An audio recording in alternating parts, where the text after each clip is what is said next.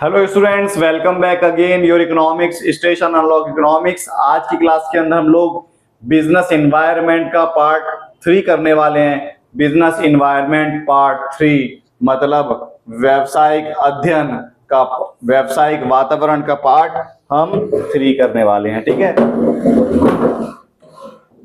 अगर आप लोगों ने चैनल को सब्सक्राइब नहीं करा, सब्सक्राइब कीजिए, बेल आइकन दबाइए और ज्यादा ज्यादा क्या कीजिए, शेयर कीजिए। शेयर करना ज्यादा जरूरी है क्योंकि हो सकता है ये वीडियो आपके लिए अगर इंफॉर्मेटिव नहीं है तो आप इसे अपने फ्रेंड सर्कल में, अपने रिश्तेदारों में शेयर कीजिए, जिससे ये उसके लिए क्या हो जाए, इंफॉर्मेटिव बन जाए। ठीक है, तो बिना देरी करे हम लोग पार्ट 3 हम लोग चालू करते हैं। देखो क्या लिखा हुआ है इसमें पार्ट 3 के अंदर। आज का जो टॉपिक है हमारा वो चलेगा डीमोनेटाइजेशन। क्या चलेगा? डीमोनेटाइजेशन, विमुद्रीकरण।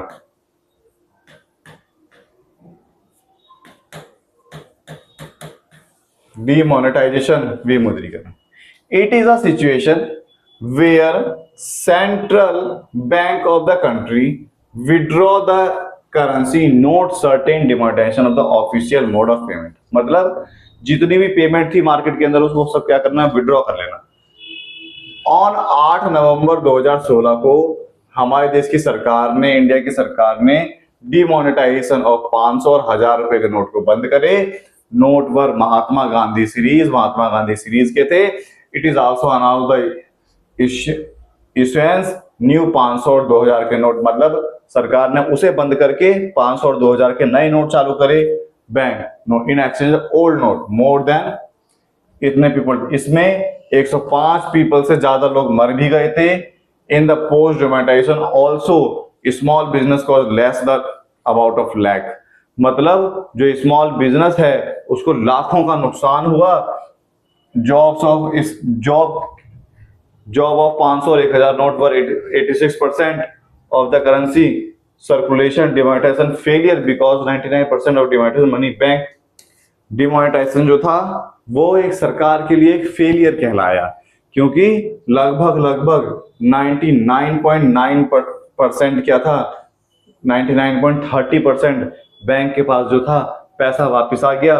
बैंक वालों ने सोचा था, आरबीआई ने सोचा था कि डिमोनेटाइजेशन करने से, सरकार ने सोचा कि डिमोनेटाइजेशन करने से कि जो काला पैसा है, जो छुपा हुआ पैसा है,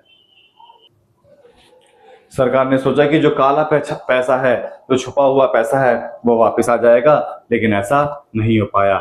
इसीलिए सरकार के लिए क्या था, ये हमारे लिए फेलियर था। ठीक है, फिर उसके बाद एम की बात करें। अब देखो डिमोनेटाइजेशन सरकार की पॉलिसी से चेंज होने के कारण बिजनेस की पॉलिसी चेंज हो गई ना, बिजनेस का वातावरण इफेक्ट पड़ गया। एम ऑफ डिमोनेटाइजेशन क्या है? To curb corruption, penalise of legal activity.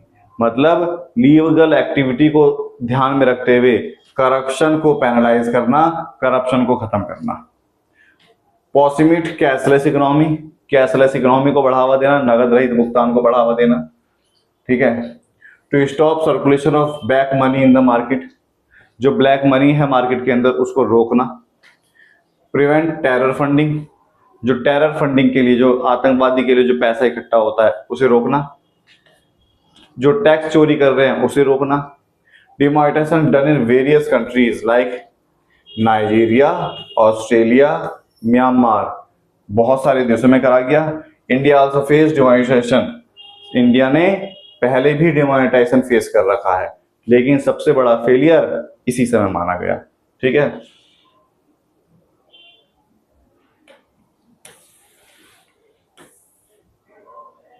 समझ में आ गया?